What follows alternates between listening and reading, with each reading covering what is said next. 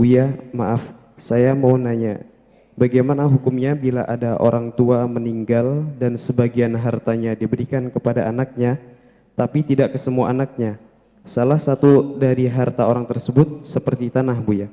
Terus harta yang lainnya dikasih ke semua anaknya. Bahkan si anak yang tadi sudah kebagian dari bapaknya yang sudah meninggal dengan secara khusus. Itu boleh tidak hukumnya? Dan apakah itu merupakan suatu wasiat, Buya? Mohon maaf. Wassalamualaikum warahmatullahi wabarakatuh. Harta orang tua. Berpindahnya harta orang tua kepada anak ada 3 cara. Tadi kurang jelas tadi. Setelah meninggal dikasihkan anaknya. Kalau setelah meninggal namanya waris. Baik, kita rinci saja. Paskan. Gini. Berpindahnya harta orang tua kepada anak, jika orang tua masih hidup lalu diberikan kepada anak, namanya hibah. Jika harta orang tua kepindah kepada anak setelah orang tua meninggal, namanya waris. Maka hati-hati, selagi bapak ibu masih hidup, kalau ada anak bertanya tentang, Pak, waris saya mana? Itu anak kurang ajar. Anak ahli neraka itu. Kurang ajar, bapaknya masih hidup tanya, Pak, warisan saya mana? Kurang ajar, doain bapaknya mati dia. Hati-hati itu. Ada orang begitu, Pak, warisan saya mana? Astagfirullah. Memang yang mati harus bapakmu dulu, nak. Kau bisa mati dulu. Hati-hati. Ini ada kadang-kadang orang hidup masih tanya, masih hidup bapak ibunya tanya warisan saya. Wallah, hatinya itu mati itu anak. Ngomong begitu nggak sedih, dipikir bapaknya bakal mati cepat. Banyak muda-muda mati buahnya. Yang banyak mati yang muda. No. Semoga panjang umur semuanya. Hati-hati. Lihat. Jadi waris, kalau setelah meninggal dibagi namanya waris. Ada namanya wasiat. Memberikannya waktu hidup, dibaginya setelah mati. Gabungan 2. Ya. Wasiat misalnya seorang bapak berasa, nak kalau abah mati nanti tolong itu berikan ke sana, itu wasiat. Maka wasiat nanti ada wasiat yang harus didengar. Sehingga di dalam pembagian waris, tadi kita singgung waris, pembagian waris itu harus secepatnya. Agar tidak terjadi persengketaan dan percekcokan. Cuman biarpun cepat dan cepat, harus setelah utang kepada Allah, utang kepada manusia, utang kepada harta. Utang kepada Allah adalah misalnya nadar. Utang kepada manusia diberesin dulu. Utang dengan urusan harta, zakat yang harus dibayar, tak taunya belum waktu bayar zakat, mati, keluarin dulu zakatnya. Yang keempat adalah wasiat. Wasiat didahulukan sebelum dibagi waris.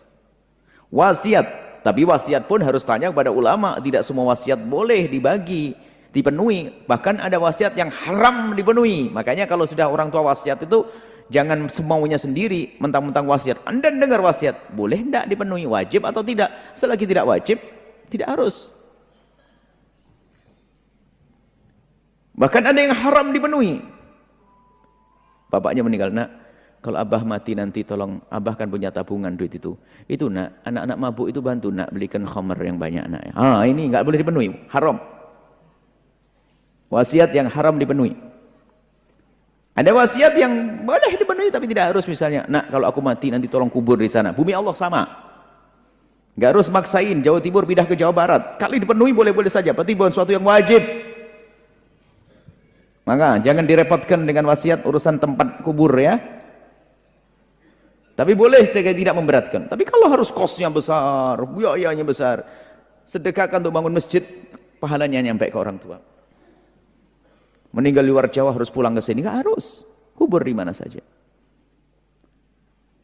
Itu penyimpanan jasad bumi. Alam barzah itu alam lain. Jadi itu wasiat. Kemudian lihat, kalau hibah, ini pembahasan tadi. Hibah, awas. Hei para orang tua.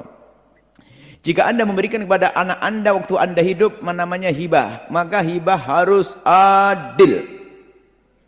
Haram orang tua yang tidak adil kepada anaknya, karena ketidakadilan orang tua itu akan merusak hati sang anak. Sehingga ada sebuah keluarga itu, anak itu karena bapaknya itu paling sayang dengan salah satu anaknya. Sehingga semuanya yang lain sudah tahu bahasanya kalau pasti dia pasti diingin, dituruti. Sehingga kalau menginginkan apa-apa lewat anak satu ini. Berarti ada. bilang ke abah gini, oh dikasih kan, kalau kita nggak ada dikasih, diam-diam akan tertanam dendam. Bapaknya meninggal tuh, bapak mati, mau apa kau? Jadi kalau ada orang tua tidak adil, menjadi meracuni anak, menjadi sebab kedengkian di antara sang anak. Bahkan muqaddimah rebutan waris dari sini.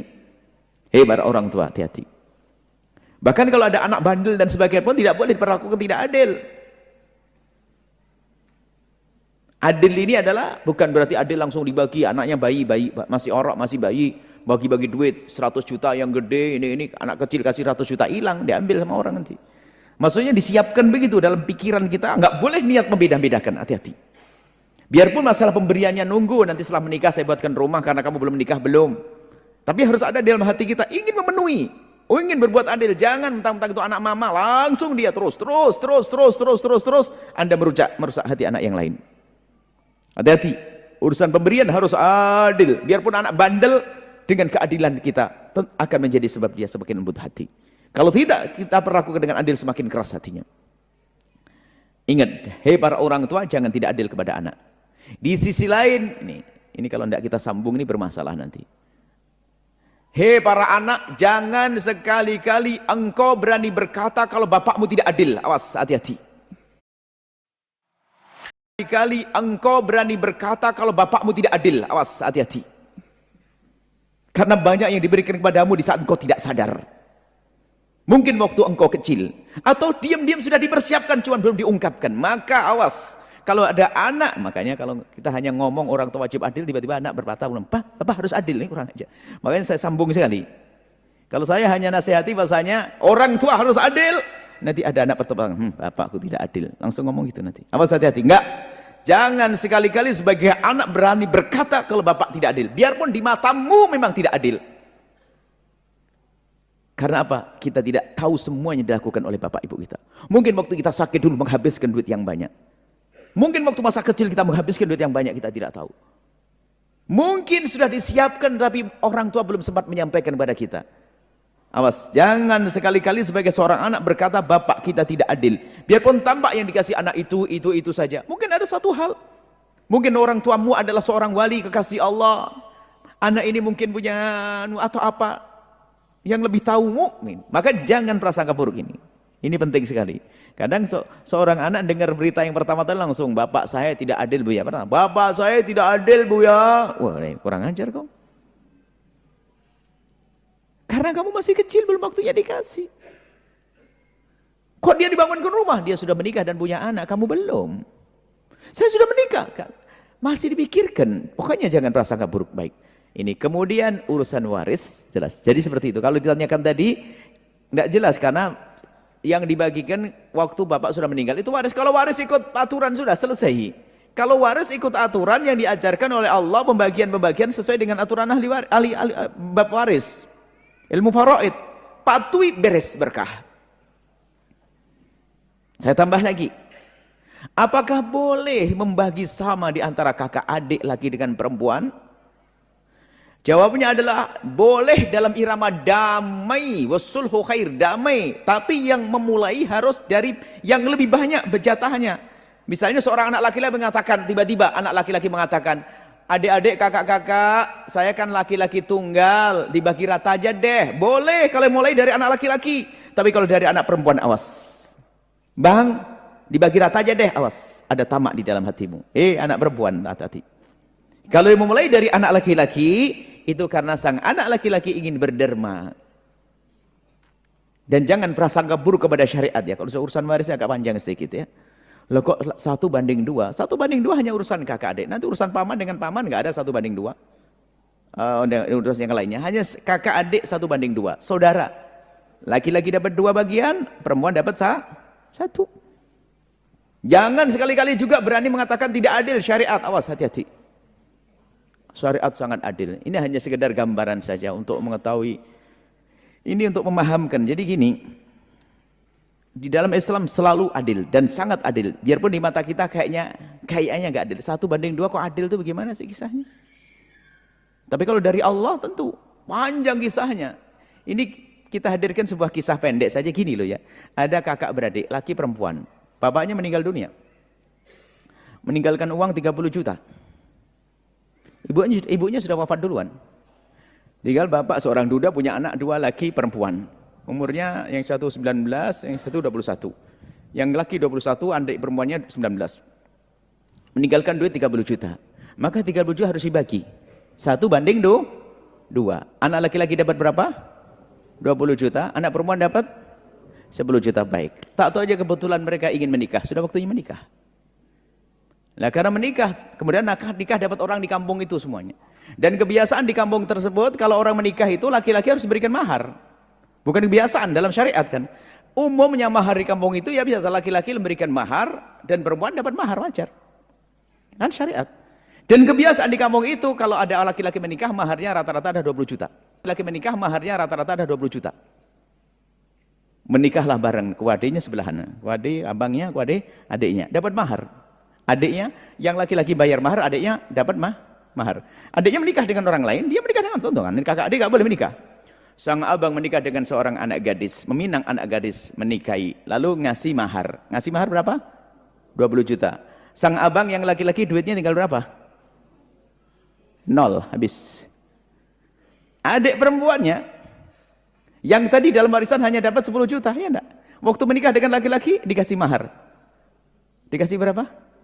20 juta. Duitnya berapa anak gadis? 30 juta. Abangnya enggak punya duit, adiknya punya 30 juta.